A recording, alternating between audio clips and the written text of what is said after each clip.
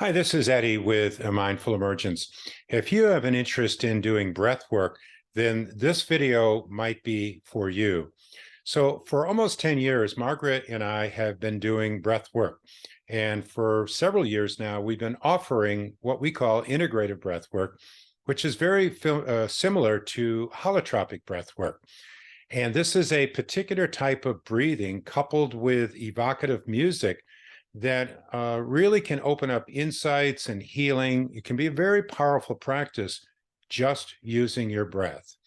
And in a recent online breathwork session that we offered, one of the participants made a request and said, Eddie, would you record a video showing how to breathe during breathwork and explaining what that's like? So that's what this is about.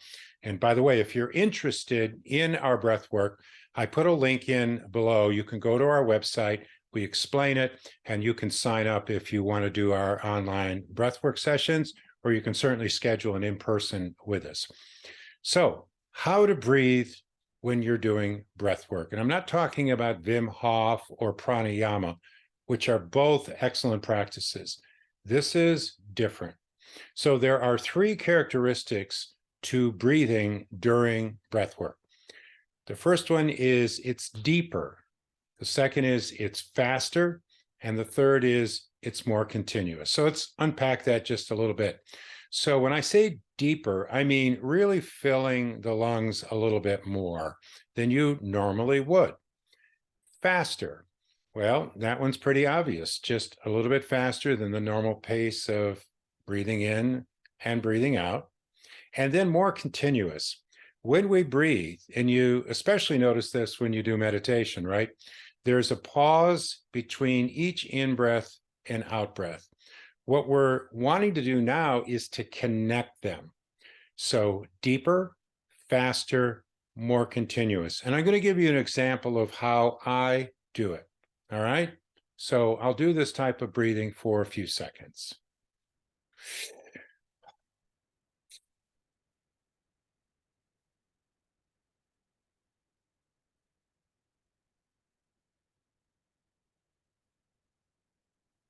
Now, I made a noise when I was doing this. That's not necessary, but I did it to try to give you an idea of how it works. And you notice I had my mouth open. Having your mouth open is recommended because you can move more air. Is it necessary? No, it's not essential. You can do the whole process with your mouth closed just through your nose.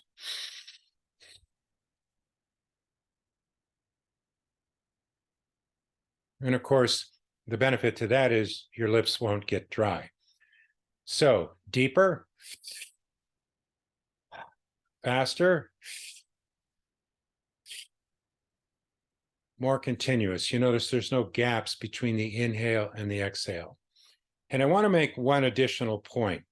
When I exhale, and I'll demonstrate this again, I'm really dropping the breath rather than pushing it out. So for example, here's what we recommend you don't do.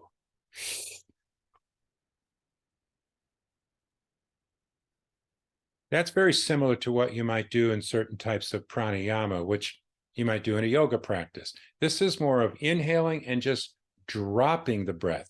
Margaret likes to say it's like putting a suitcase down. You can imagine that your jaw is just softening.